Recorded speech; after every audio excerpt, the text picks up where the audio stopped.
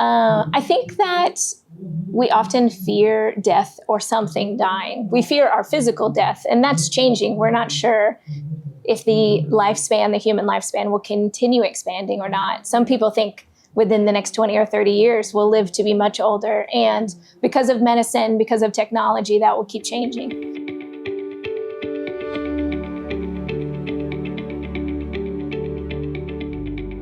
I am not sure. I'm not that type of scientist, so I don't know how long we will get to live. I don't want to die. I'm someone who, I want to read all the books. I want to go to beautiful countries. I want to eat wonderful food. I am someone who wants to live forever. I also had a younger sister who died when she was 30, and she died of cancer, and that brought death very close to me. It was kind of an idea before that, but it made death come very close. And what I started to realize was that it wasn't just people dying. It was also when our marriages were falling apart, when we lost our jobs, when our children moved out of our houses. There were all types of changes that were happening, and something like the pandemic made that even worse.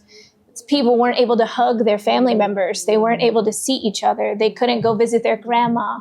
They couldn't have their wedding.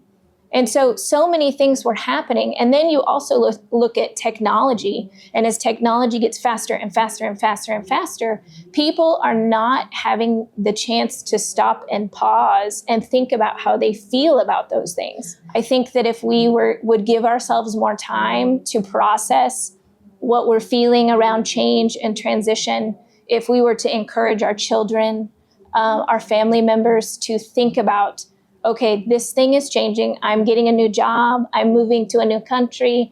It can be amazing, but if we're not stopping to think about how we feel about it, then all of those things start to build. We call it compounded or complicated grief.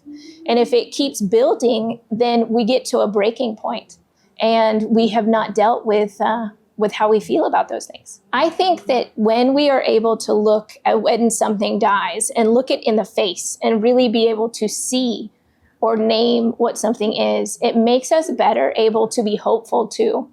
When we know that something might be going to end, it makes us value something very much for the moment that we have it.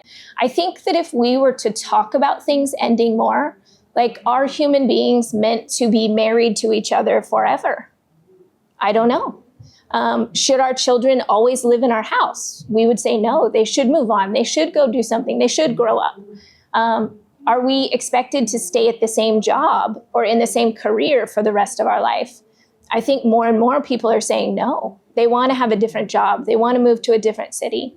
I think the things we used to think are changing, and I think it's good that we will maybe consider that things need to die so that something new can come.